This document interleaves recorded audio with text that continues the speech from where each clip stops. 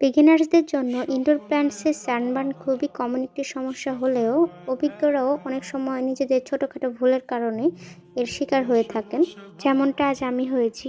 Shade হাউসটা গোছানোর সময় গাছগুলোকে আমি বাইরে রেখে নিয়েছিলাম।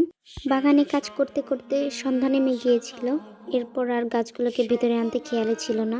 মাঝে 2-3 দিন ছাদে যেতে পারিনি, কিছুটা ব্যস্ততার কারণে।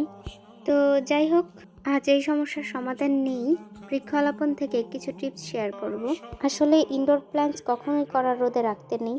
এদেরকে সবসময় এমন পরিবেশে রাখতে হবে যেখানে ইনডিরেক্ট সানলাইট আছে, ভালো আলো বাতাস চলাচল করে, হিউমিডিটি আছে, এমন পরিবেশে রাখতে পারলে তো খুবই ভালো। এইবার একটা বিষয় খেয়াল করুন, এই যে এই পাতাটা দেখছেন, এখানে যে অর্ধেকটুকু নষ্ট হয়েছে, আপনারা চাইলে অর্ধেকটুকুই কেটে দিতে পারেন। তো নষ্ট হয়ে যাওয়া সব পাতা কেটে ফেলার পর গাছগুলোতে আমি হাইড্রোজেন পারঅক্সাইড মিশ্রিত পানি স্প্রে করে দিয়েছি। আপনারা চাইলে হাইড্রোজেন পারঅক্সাইডের পরিবর্তে ফাঙ্গিসাইডও স্প্রে করে দিতে পারেন। যদি মনে হয় গাছের এতগুলো পাতা কেটে ফেলার পর গাছের সৌন্দর্য নষ্ট হয়ে গিয়েছে, তাহলে চারা বসিয়ে দিতে পারেন। তবে আমি পার্সোনালি সাজেস্ট করব শীতকালে একদমই চারা করতে যাবেন না। তো এই ছিল আজকের ভিডিও। আসসালামু আলাইকুম।